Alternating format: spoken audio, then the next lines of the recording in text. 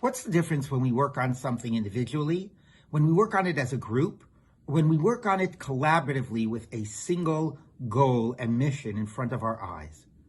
A few weeks ago, we heard of the command to build a mishkan, and the word you shall make, you shall do was the repeating verb, ve'asita, ve'asu, ve'asita, and all of this about activity. And this week's Arises Vayakhel-Pekudei, when they executed it, also all about action, action, action. They did, the men brought this, the women that, people brought of their wealth. Everybody is acting.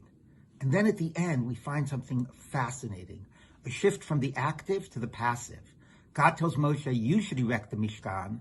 And then the verse says, and the mishkan was erected, passively. Somehow it happened by itself. The Medrash says the angels erected it.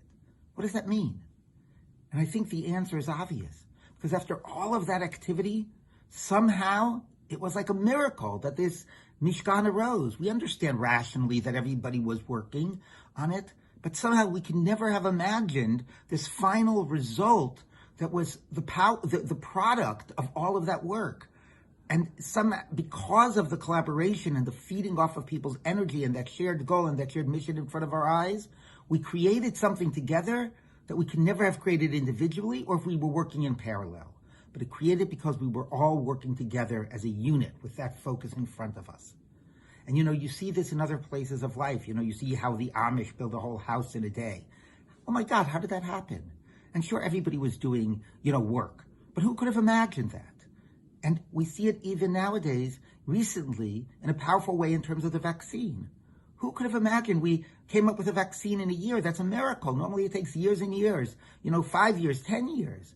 But it's because everybody was working together, the public and the private, the waiving of restrictions, people volunteering, the way scientists were both competing, and that urged people on and sharing data. And that single vision and goal meant that with all of that work, the result somehow came by itself. It was a product of all their effort, and there was a miraculous end result. And this has been true about me in terms of the yeshiva. This year has been one focused on a new vision. And everybody has been giving 110%. And somehow, because we were all focused on that shared vision, the end that resulted was something that we would never have imagined.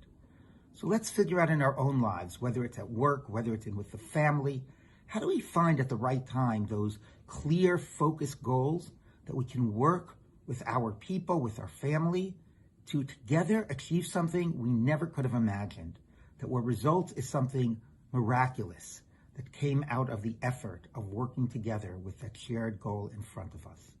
Shabbat Shalom.